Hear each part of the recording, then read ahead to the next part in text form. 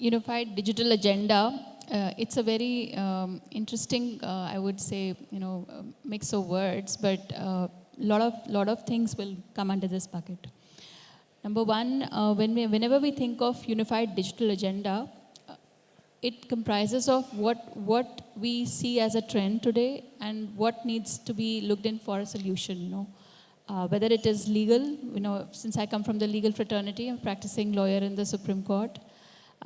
Look at cybersecurity in particular. So there, you have to see the technology that will be deployed. What are the emerging trends? For example, today we talk about AI, metaverse, or other infusion of technologies. We talk about zero trust infrastructure and other kinds of technologies. So what is the current trend? And we also look at the possible threats and then solutions. So the agenda should be actually a mix of what we are seeing today and what are the challenges and what kind of solutions we need, and to have digital readiness or preparedness for the future as well. So it needs to be futuristic. We're talking about future tech today.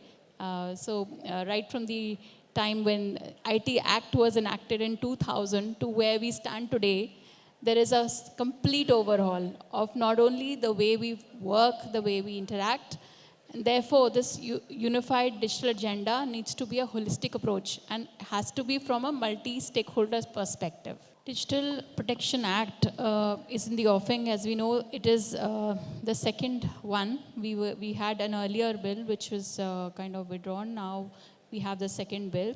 It has a change from the earlier current paradigm, what we had in India. What we will see is a regulatory body which will be there. The DPA will be there. The board will be there, who will be looking into the regulation of implementation of AI. And if there's any breach, there will be penalties. And as high as 500 crore is what is being envisaged. GDPR, on lines of GDPR in Europe, we have provisions.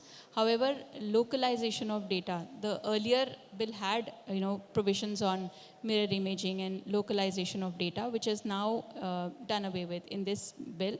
However, there will be additional safeguards whenever there's a cross-border, like transmission of data. It has to be consent-based. So users will have to give a consent to what are the terms and conditions and how their data will be collected, processed, stored, shared with whom. And keeping in mind the user consent only, this data can then be utilized. Without that, it will not be. So you would have seen there's a click-wrap agreement which we form even now. When we say, when we read the terms and conditions and say we click on I agree button, means you have actually entered into a legally valid contract. So similar lines, we will have a consent-based approach, and data fiduciaries, the role of data fiduciaries, the role of processors, how they are processing data. In GDPR, we have very strict compliances. There, obviously, fines are also very hefty. And what we see, almost 4% of global turnover, that is the kind of fines which are there. Although the stringent measures will be quite stringent even in India, however, certain provisions, as I said, on the critical data, what is sensitive data, what is critical data, how it will be processed or how it will be transmitted. There have been changes in some of these. However, critical data will still be obviously protected, like the other data, but there will be lesser requirements in terms of mirror imaging and localization of data.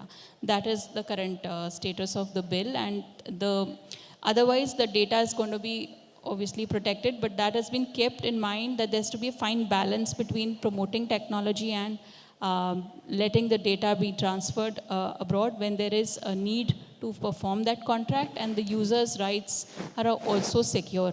The data is kept secure. So those safeguards like we have in GDPR will also be applicable depending on what finally the government would say as would be an additional safeguard or what will be adequate in terms of security. Wonderful.